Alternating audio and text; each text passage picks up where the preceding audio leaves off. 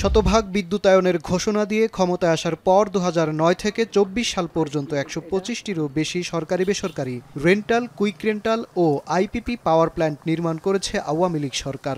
মূলত বিশেষ আইন 2010-এর অধীনে বিনা দরপত্রে অনুমোদন আর নবায়ন করা এসব পাওয়ার প্ল্যান্টের মাধ্যমে কিছু আওয়ামী লীগ নেতা ও তাদের ঘনিষ্ঠ ব্যবসায়ীদের লুটপাটের সুযোগ করে দিয়েছে শেখ হাসিনা। অপরিকল্পিত পাওয়ার প্ল্যান্ট বসালেও লুটপাটের পদ্ধতি ছিল আইনসিদ্ধ ও ছকে সাজানো। 2022 পর্যন্ত আজিজ খানের মালিকানাধীন সামিট গ্রুপই ক্যাপাসিটি চার্জ নিয়েছে 10,000 কোটি টাকার বেশি। যুক্তরাজ্য ভিত্তিক কোম্পানি এগ্রিকো ইন্টারন্যাশনালকে দেওয়া হয়েছে 7,932 কোটি টাকা। চীনা কোম্পানি এরদা পাওয়ার হোল্ডিংস নিয়েছে 7,523 কোটি টাকা। দেশীয় কোম্পানি ইউনাইটেড গ্রুপকে দেওয়া হয়েছে 6,575 কোটি টাকা। রুরাল পাওয়ার কোম্পানি লিমিটেডকে দেওয়া হয়েছে 5,117 কোটি টাকা। বাংলা ক্যাট গ্রুপ নিয়েছে 5,067 কোটি টাকা। পায়রা কয়লা বিদ্যুৎ কেন্দ্র পেয়েছে 4,550 কোটি টাকা। ওরিয়ন গ্রুপ 4,862 কোটি এবং খুলনা পাওয়ার কোম্পানি 4,054 কোটি টাকা।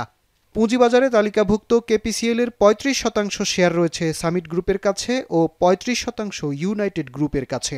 খুলনা পাওয়ারের ক্যাপাসিটি চার্জের বড় অংশই গেছে সামিট ও ইউনাইটেডের কাছে। এখনও বাকি আছে 2023-24 সালের হিসাব।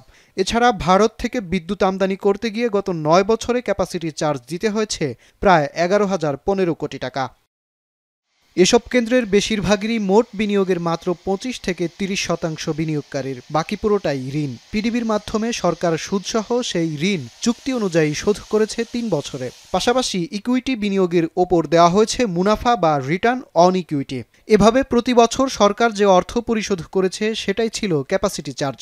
তবে সরকার বিদ্যুৎ কেন্দ্রের নির্মাণ ব্যয় পরিশোধ করলেও এর মালিকানা ওই কোম্পানির কাছেই থেকে গেছে। অর্থাৎ বিদ্যুৎ কেন্দ্র নির্মাণ করে ঋণের টাকাও পরিশোধ করা হতো সরকারকে দিয়ে, আর একাধিকবার নবায়ন করা সেই কেন্দ্রের ক্যাপাসিটি চার্জ সহ বিদ্যুৎ বিক্রির টাকা গেছে কোম্পানির মালিকের পকেটে। এর মধ্যে অবকাঠামোগত নির্মাণ সামগ্রী আমদানিতে পরিশোধিত অর্থ এবং ব্যাংক দেউলিয়া করে নেওয়া ঋণ ডলার হয়ে পাচার হয়েছে বিদেশেও। 2009 যে শুরু করছিলাম 2,500-3,000 মেগাওয়াট ডেফিসিট, এত বছরের এত উন্নয়নের পরেও কিন্তু 2,500-3,000 মেগাওয়াট ডেফিসিট রয়ে গেছে। পরিকল্পনার ভুল, বাস্তবায়নে ব্যর্থতা এবং দুর্নীতি, অবাধ দুর্নীতির কারণে এটা সৃষ্টি হয়েছে। সরকার যদি সদিচ্ছা থাকে সর্বক্ষেত্রে যে আমাদের জনগণের সমস্যার সৃষ্টি হবে না, আমাদের ভুল নীতির কারণে আমাদের সাধারণ জনগণের উপরে, ভোক্তাদের উপরে চাপ সৃষ্টি হবে না, সেটা যদি করতে পারি আমি মনে করি 2 থেকে 5 বছরের মধ্যে আমরা অনেক সহনশীল হতে পারবো। অন্তর্বর্তী সরকার দায়িত্ব নেওয়ার পর বাতিল করেছে 2010-এর আইন, গঠন করেছে জাতীয় কমিটিও।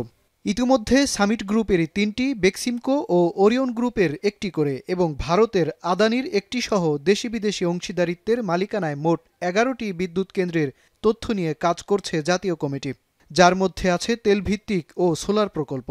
এক এক করে এসব প্রকল্পের যথাযথ তদন্ত করে পাচার হওয়া অর্থ ফেরাতে সর্বোচ্চ ক্ষমতা প্রয়োগ ও সংস্কারের পাশাপাশি এনার্জি রেগুলেটরি কমিশনের সক্ষমতা বাড়ালেই বিদ্যুৎ খাতের ক্ষতি পুষিয়ে তোলা সম্ভব বলে মনে করছেন বিশেষজ্ঞরা। আওতায় যে সমস্ত চুক্তিগুলো করা হয়েছে সব বাতিল করে তাদের সঙ্গে কোনোটা বাজেয়াপ্ত করবে সরকার, তাদের মালিকানা বাজেয়াপ্ত হয়ে গেলে তো তাদের মালিকানা নেই, বাজেয়াপ্ত করবে, আর কোনোটা তাদের সঙ্গে রিনেগোসিয়েশনে যাবে। রিনেগোসিয়েশনে যেতে হলে যেসব ব্যাপারগুলো কাজ করবে, যেখানে যতটুকু প্রতিযোগিতামূলকভাবে বিনিয়োগ হলে যেখানে যতটুকু তাদের কস্ট বা ব্যয় হওয়ার কথা ততটুকু ব্যয় ধরে যত টাকা তারা বেশি নিয়ে গেছে তত টাকা তাদের কাছ থেকে বিদ্যুৎ কেনার মাধ্যমে সমন্বয় হতে থাকবে আর বিদ্যুতের দাম কমে যাবে। এবং পাবলিক প্রকিউরমেন্ট রুল 2008 এটির আলোকে সমস্ত ধরনের আগামী দিনের যত বিদ্যুৎ খাতে চুক্তি হবে সেগুলো করা দরকার, যেটা বলা হয়ে থাকে প্রতিযোগিতামূলক মূল্যে রিভিউ কমিটির মাধ্যমে ওপেন বিডিংয়ে এই ধরনের বিডিংগুলো হলে আপনি অনেক কম মূল্যে বেটার কন্ট্রাক্ট আপনি তখন করতে পারবেন। বিদ্যুৎ জ্বালানি খাতের সংশ্লিষ্ট সকল প্রতিষ্ঠানের বিগত কয়েক বছরের কার্যক্রম পুনর্মূল্যায়নের পাশাপাশি এ খাতকে প্রতিযোগিতামূলক করতে শক্ত নীতি প্রণয়নের বিকল্প নেই বলে মত সংশ্লিষ্টদের। মাজহার মাহবুব, এখন ঢাকা। মাঠের অলরাউন্ডার আমি, আর ঘরের allrounder Tylox. Tylox toilet cleaner, clean মানেই টাইলক্স।